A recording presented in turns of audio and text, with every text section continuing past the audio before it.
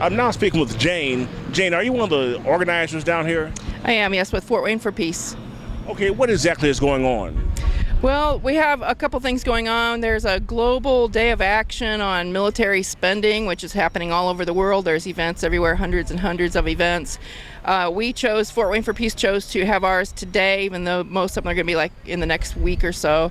We're having ours today because it's near Tax Day, April 15th, traditional tax day. And so we're about talking about the federal budget, the proposed federal budget that adds another $53 billion with a B to the military budget, which is already huge. It's already 9 times more than the next several countries combined. And now the proposed federal budget takes away $53 million from domestic programs like humanities, PBS, housing.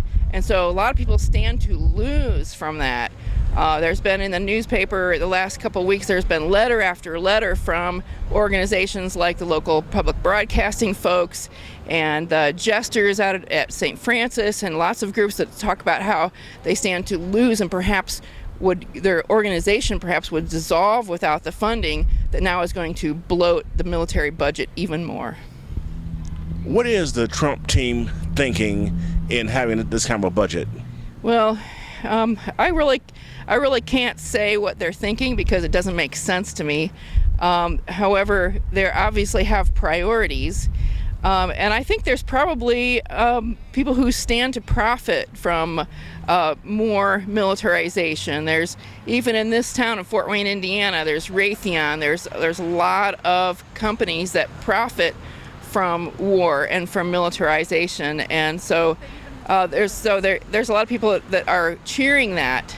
They're cheering, the stocks in Raytheon went up after Trump dropped those 50-some Tomahawk missiles on a Syrian air base last week, and people cheered that because they stand to make money off of it.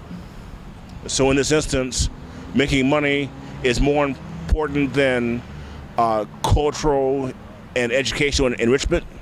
And even keeping people housed. I mean, the housing budget is so small to start with, and now it's going to be cut. I used to work at Fort Wayne Housing Authority several years ago, and every year when it gets to be budget time, the people in housing get a letter that says, your housing is not guaranteed. It depends on what Congress allocates for the budget. If our money goes down, you may lose your housing. That letter goes out every year, and this year it's a real threat. So by having protests like this, are you having an impact on the local politicians, such as a congressman, on seeing your side of the story? I believe so. Fort Wayne for Peace has been out here a lot over the last 15 years. We've been in the paper a lot, been covered by other news media a lot, and it keeps dissent in the public eye. I once read an article that said, yes, signing an online petition is worth something, and making a phone call is worth more, and writing a letter is worth more. And the thing that was worth the most is being on the front page of the paper, standing on a street corner holding a sign. That gets the most value for being public exposure and for contacting your Congress people. And here's a sign. It has the military budget, proposed military budget, now more than half military. And okay, one more thing here. If you had a chance to sit down and talk with the president, or who is the person that's over the budget for this?